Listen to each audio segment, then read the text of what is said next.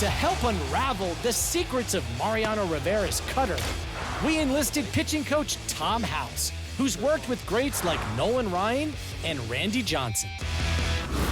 He's got 4 or 5 different pitches that all come out of the same exact tunnel. The visual on all 4 or 5 of his pitches look like fastball and become something else.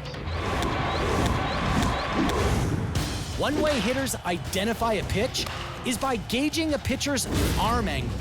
Rivera's remarkably consistent arm slot, varying less than 2 degrees, helps disguise the type of pitch he's throwing.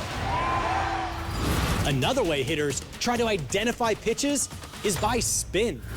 Rivera's 4-seam fastball leaves his hand at 90+ miles an hour, rotating at roughly 1,500 RPM along a vertical axis, adjusting his grip by a few millimeters, literally a stitch or two, and altering fingertip pressure. Rivera's cutter leaves his hand just as fast, but spins on a tilted axis at up to 1,600 RPM. Spin creates pressure differentials in the airflow on each side of a ball, and the ball curves toward the lower pressure zone.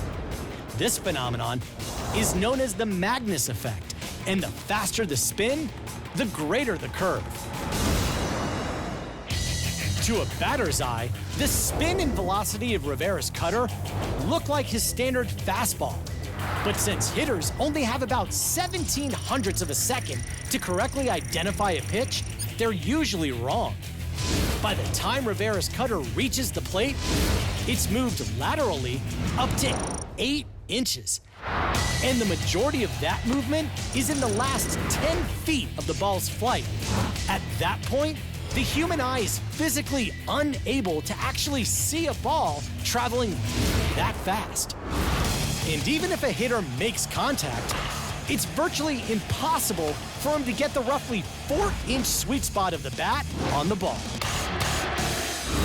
But the biggest problem for hitters might be their lack of experience facing Rivera. Most hitters face about 2,300 pitches in a season, but they'll be lucky if they see a handful of Rivera's cutters, although lucky might not be the right word.